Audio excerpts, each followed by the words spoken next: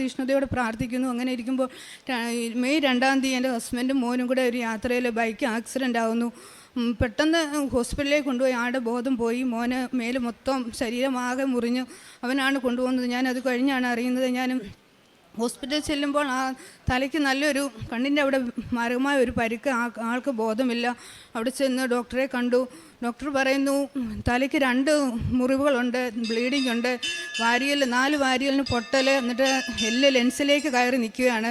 അതുപോലെ ഷോൾഡറിന് ഒരു പൊട്ടലുണ്ട്, വലതുഭാഗത്ത് മൊത്തത്തിൽ ആഴത്തുള്ള ചതവുണ്ട്. നിങ്ങൾ എത്രയും പെട്ടെന്ന് വേറെ ഏതെങ്കിലും ഒരു ഹോസ്പിറ്റലിലേക്ക് കൊണ്ടുപോകണം.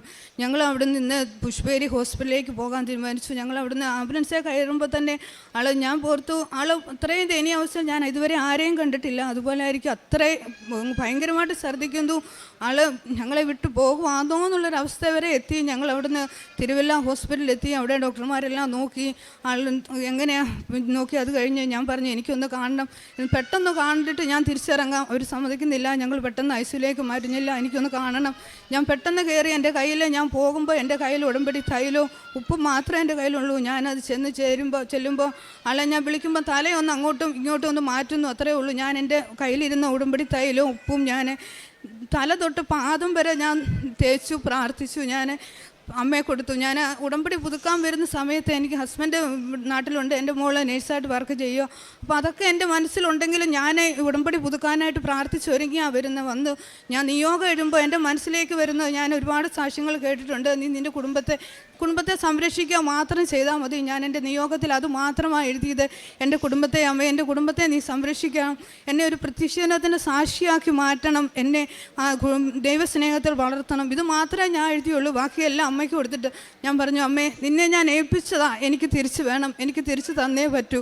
ഞാൻ ആളോട് പറഞ്ഞു. ആൾക്ക് ഒട്ടും ബോധമില്ല കിടക്കുമ്പോൾ ഞാൻ പറഞ്ഞു, ഞാൻ ഉടമ്പടി എടുത്തതാ, ഞാൻ അമ്മയെ ഏൽപ്പിച്ചതാ, അമ്മ നിങ്ങളെ കാത്തുകൊള്ളും, എനിക്ക് തിരിച്ചു തരും, ഞങ്ങൾ വെളിയിലുണ്ട്, ഞാൻ പോകുക. ഞങ്ങൾ അവിടെ ഐസിയുവിനെ വെളിയിൽ വെയിറ്റ് ചെയ്തു.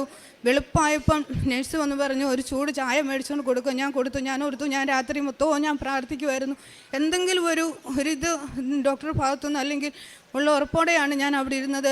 ചായ മേടിച്ചുകൊണ്ട് കൊടുത്തു. ഞാൻ ഒരു തുള്ളി തൈലം ഒഴിച്ച് ഞാൻ പ്രാർത്ഥിച്ച് ഞാൻ കൊടുത്തു. തിരിച്ച് വന്ന് നഴ്സ് പറഞ്ഞു ഇല്ല, കുടിക്കുന്നില്ല. പിന്നെ നേഴ്സ് വന്നിട്ട് ഡോക്ടർ വരട്ടെ, ഡോക്ടർ വന്നിട്ട് നിങ്ങളോട് കാര്യങ്ങൾ വിശദമായിട്ട് പറയും. ഞാൻ അവിടെ ഇരുന്ന് പ്രാർത്ഥിച്ചുകൊണ്ടിരുന്നു. ഡോക്ടർ വന്ന് എന്നെ വിളിച്ചു. ഞാൻ ഐസിയുവിനകത്തോട്ട് കയറി. ഡോക്ടർ ഒന്നും മിണ്ടുന്നില്ല, എന്നെ കാണുമ്പോൾ ഒന്നും മിണ്ടുന്നില്ല. ഞാൻ അനങ്ങാതിരിക്കുക.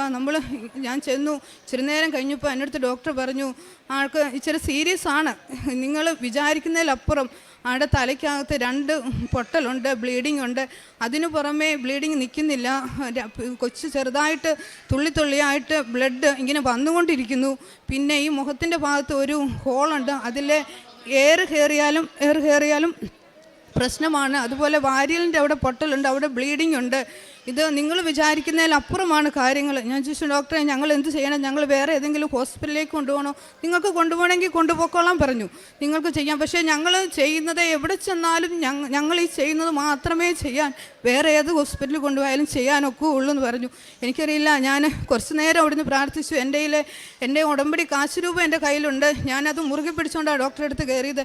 ഞാൻ ആ ഡോക്ടറോട് പറഞ്ഞു, ഡോക്ടറെ തലയ്ക്ക് ഓപ്പറേഷൻ എന്ന് പറഞ്ഞപ്പോൾ ഞാൻ ആകെ ഞെട്ടി. ഞാൻ പറഞ്ഞു, ഡോക്ടറെ എഴുന്നേറ്റ് ഇച്ചിരി നേരം നിന്ന് ആ ഡോക്ടറെ കണ്ണിലേക്ക് നോക്കി. ഞാൻ പറഞ്ഞു, ഡോക്ടറെ ഓപ്പറേഷൻ തലയ്ക്ക് ചെയ്യേണ്ട ഡോക്ടറെ, ഓപ്പറേഷൻ തലയ്ക്ക് ചെയ്യാതെ എൻ്റെ തമ്പുരാൻ എൻ്റെ ഹസ്ബൻഡിനെ സുഖപ്പെടുത്തി തരും. ഞാൻ ഉറച്ച ബോധ്യത്തോടെ ഡോക്ടറെ പറഞ്ഞു. ഡോക്ടർ എന്നെ ഇങ്ങനെ നോക്കി. ഇത്രയും ഗൗരവമായിട്ട് ഞാനൊരു ഇത് പറഞ്ഞപ്പോൾ ആൾ ഇതായിട്ട് എടുക്കുന്ന ഒരു മനോഭാവത്തിലാണ്. ഡോക്ടർ എന്നെ ഒന്ന് നോക്കി, എവിടെയെങ്കിലും വർക്ക് ചെയ്യുന്നു? ഞാൻ പറഞ്ഞു, ഇല്ല ഡോക്ടറെ ഇല്ല. പക്ഷേ ഞാൻ ഇവിടുന്ന് വെളിയിലോട്ട് ഇറങ്ങിയപ്പോൾ സത്യത്തിൽ എനിക്ക് ആകെ ഇതായി. ഞാൻ പറഞ്ഞു, എല്ലാവരും വിളിച്ചിട്ട് പറഞ്ഞു നമുക്ക് വേറെ ഏതെങ്കിലും ഒരു ഹോസ്പിറ്റലിലേക്ക് കൊണ്ടുപോകാം. ഡോക്ടർ പറയുന്നു ഇവിടെ ഒക്കത്തില്ല, സീരിയസ് ആണ്, ആൾക്ക് കിട്ടുക പ്രയാസമാണെന്ന് ഡോക്ടർ പറയും, നമുക്ക് കൊണ്ടുപോകാം. ഞാൻ എല്ലാവരും വിളിച്ചു കൂട്ടി. ഞങ്ങൾ വേറെ ഒരു ഹോസ്പിറ്റലിലേക്ക് കൊണ്ടുപോകാനുള്ളതിൽ അവിടുത്തെ ഹോസ്പിറ്റലിലെ ഡയറക്ടർ അച്ഛൻ എന്നെ വിളിച്ചിട്ട് പറഞ്ഞു നിങ്ങൾ വേറെ ഹോസ്പിറ്റലിലേക്ക് കൊണ്ട്. അപ്പം ഞങ്ങൾക്ക് ഒരു റിലേഷനുള്ള ഒരു അച്ഛൻ്റെ അറിയുന്ന ഒരു അച്ഛനായിരുന്നു. ഇപ്പം വിളിച്ചു, നിങ്ങൾ കൊണ്ടുപോകാൻ തീരുമാനിച്ചോ ചോദിച്ചു. ആന്ന് പറഞ്ഞു. ഇല്ല, ഇവിടെ നല്ല ഡോക്ടർമാരാണ്, നിങ്ങൾക്ക് വേണമെങ്കിൽ ഇവിടെ നിർത്താം, ഇവിടെ നിൽക്കുന്ന നല്ലതെന്ന് പറഞ്ഞു. ഞങ്ങൾ അറിയില്ല എന്താണ് ചെയ്യേണ്ടതെന്ന് അറിയില്ല. ഞാൻ ഒരുപാട് ദുഷിനോട് അന്ന് വെള്ളിയാഴ്ചയാണ് മാതാവിനോട് പറഞ്ഞു, അമ്മേ നീ ഇത്രയും വേദനയോട് ഒരു വെള്ളിയാഴ്ചയാണ് അമ്മ മാതാവ് ഇത്രയും വേദന സഹിച്ച് പ്രാർത്ഥിച്ച ആ ഒരു വെള്ളിയാഴ്ച എനിക്കിതൊന്നും കടന്നു പോകാൻ എനിക്ക് ശക്തിയില്ല. ഞാൻ എൻ്റെ ബൈബിൾ എൻ്റെ വീട്ടിൽ നിന്ന് കൊണ്ടുവന്ന് ആ ബൈബിൾ എടുത്ത് പ്രാർത്ഥിച്ചപ്പോൾ എനിക്ക് കിട്ടിയ ഒരേ ഒരു വാക്യം, നീ ഭയപ്പെടേണ്ട, നീ വിശ്വസിക്കുക മാത്രം ചെയ്യുക. ഞാൻ എൻ്റെ ഹൃദയത്തിൽ ഞാൻ വിശ്വസിച്ചു, എനിക്ക് ഭയമില്ല, ഞാൻ വിശ്വസിക്കുന്നുണ്ട് എൻ്റെ തമ്പുരാൻ എനിക്കത് തിരിച്ചു തരുമെന്ന്. ഞാൻ അങ്ങനെ അവിടെ ഇരുന്നു. 4:30 ആയപ്പോൾ ഡോക്ടർ വന്ന് ഞങ്ങളെ കാണാൻ വിളിച്ചപ്പോൾ തലേ ദിവസത്തേക്കാളും ഇച്ചിരി കൂടെ മോശം അവസ്ഥയിലേക്ക് പോകുന്നു. എൻ്റെ കൂടെ അത്രയും നേരം എന്നെ ആശ്വസിപ്പിച്ചവരൊക്കെ ഞാൻ നോക്കുമ്പോൾ എല്ലാവർക്കും വിഷമം, എല്ലാവരും. പക്ഷേ ഉള്ളിൻ്റെ ഉള്ളിൽ എനിക്കൊരു ബോധ്യമുണ്ട്, ആളെ തിരിച്ച് കിട്ടും, ഭയപ്പെടേണ്ട, നീ വിശ്വസിച്ചാൽ മാത്രം മതി എന്നുള്ള ബോധ്യത്തോടെ തന്നെ ഞാനിരുന്നു. ഞാൻ നഴ്സുമാർ ഇറങ്ങി വരുമ്പോൾ തൈലം അവരെ കൊടുത്തു വിട്ട് ഞാൻ പ്രാർത്ഥിക്കും. ഞാൻ അവരോട് പറയും, നിങ്ങളൊന്ന് പ്രാർത്ഥിക്കണം, ഞാൻ ഇവിടെ നിന്ന് പ്രാർത്ഥിച്ചോളാം, നിങ്ങളൊന്ന് തൊട്ടാൽ മതി, ഞങ്ങളെ അങ്ങോട്ട് കയറ്റി വിടത്തില്ല. കാശ് രൂപം ഞാൻ കൊടുത്തു വിട്ട് താഴെ തലയ്ക്ക് തന്നെ വെച്ചിട്ടുണ്ട്. ഞാനിരുന്ന് പ്രാർത്ഥിക്കും. ഞാൻ എപ്പോഴും പ്രദക്ഷിണ പ്രാർത്ഥന ചൊല്ലുമ്പോൾ എൻ്റെ നെറ്റിൽ തന്നെ ഞാൻ തൈലം തൊട്ട് ഞാനത് പ്രാർത്ഥിച്ചുകൊണ്ടേ ഇരുന്നു. അങ്ങനെ വൈകിട്ടും ഡോക്ടർമാർ പറയുന്നു പ്രതീക്ഷ വേണ്ട. അങ്ങനെ ഞങ്ങൾ ശനിയാഴ്ച രാവിലെ എൻ്റെ മോളും ഉടമ്പടി എടുത്തതാണ്. ഞങ്ങൾ ഇങ്ങനെ കുർബാന കഴിഞ്ഞ് രാവിലെ അവിടെ ഒരു കുർബാന ഉണ്ട്, ആ കുർബാനയ്ക്ക് പോയി ഞാൻ അമ്മയോട് പറഞ്ഞു, ഈശോയോട് ഞാൻ പറഞ്ഞു, എനിക്ക് ഒന്നും ചെയ്യാൻ കഴിയില്ല, കുർബാനയിലേക്കെല്ലാം സമർപ്പിച്ചു, നിൻ്റെ ഹിതം എന്തോ അതുപോലെ നടക്കട്ടെ എന്ന് ഞാൻ പ്രാർത്ഥിച്ചു. ഞാൻ തിരിച്ചു വന്നു. ഞാൻ കയറി വന്നപ്പം നേഴ്സിനെ വിളിച്ചു, എന്താണെന്ന് അറിയാൻ വിളിച്ചപ്പോൾ ആ നേഴ്സ് പറഞ്ഞു, ചേച്ചി പിന്നെ കണ്ണ് എല്ലാം മൂക്കി കിടന്ന ട്യൂബ് ആൾ വലിച്ചു ഊരുന്നുണ്ട്. വലിച്ചു ഊരിയപ്പോൾ ഞാൻ പെട്ടെന്ന് ഓർത്തത് എന്തുകൊണ്ടാണ്. അന്ന് മോള് പറഞ്ഞു, അമ്മേ പപ്പായ്ക്ക് ബോധം വീണിട്ടുണ്ട്, അതുകൊണ്ടാണ് അപ്പം അങ്ങ് ചെയ്യുന്നത്. കുറേ നേരം കഴിഞ്ഞപ്പം പറഞ്ഞു, കണ്ണ് തുറക്കുന്നുണ്ട്, ആൾ കൈയും കാലും അനക്കുന്നു. ഡോക്ടർമാർ ഓപ്പറേഷൻ വേണമെന്ന് പിന്നെയും പറഞ്ഞുകൊണ്ടിരിക്കുന്നു. ആൾ വർത്തമാനം പറയുന്നില്ല. ഇങ്ങനെ അങ്ങോട്ടും ഇങ്ങോട്ടും പോകുമ്പോഴെല്ലാം ഡോക്ടർ പറയുക, നിങ്ങളുടെ ഓപ്പറേഷനുള്ള കാര്യങ്ങളെല്ലാം ചെയ്തു വെച്ചോണം, നമുക്ക് ഓപ്പറേഷൻ വേണം. ഉള്ളിൽ എൻ്റെ മനസ്സിൽ പറയുന്നുണ്ടില്ല, ഓപ്പറേഷൻ ചെയ്യേണ്ട, ഓപ്പറേഷൻ ചെയ്യാതെ തന്നെ ഇത് പൂർണ്ണമായിട്ട് സുഖപ്പെടും. അങ്ങനെ പിറ്റേ ദിവസം ഞായറാഴ്ചയായപ്പോൾ രാവിലെ അദ്ദേഹം പിന്നെ ഐസിയുവിൻ്റെ അകത്തൂടെ എഴുന്നേറ്റ് നടത്തുന്നു. നഴ്സുമാരെ എഴുന്നേറ്റ് നടത്തുന്നതാണ് ഞങ്ങൾ കാണുന്നത്. അത് കഴിഞ്ഞ് ഞാൻ ഇവിടെ വരണം, അച്ഛനെ ഒന്ന് കാണണം, ഓപ്പറേഷൻ്റെ കാര്യം ഒന്ന് പറയണം എന്നൊരു തിങ്കളാഴ്ച രാവിലെ ഞാൻ അവിടുന്ന് ഇങ്ങോട്ട് പോന്നു. ഇവിടെ വന്നു. ഞാൻ ഇവിടെ വന്ന് പ്രാർത്ഥിച്ചു.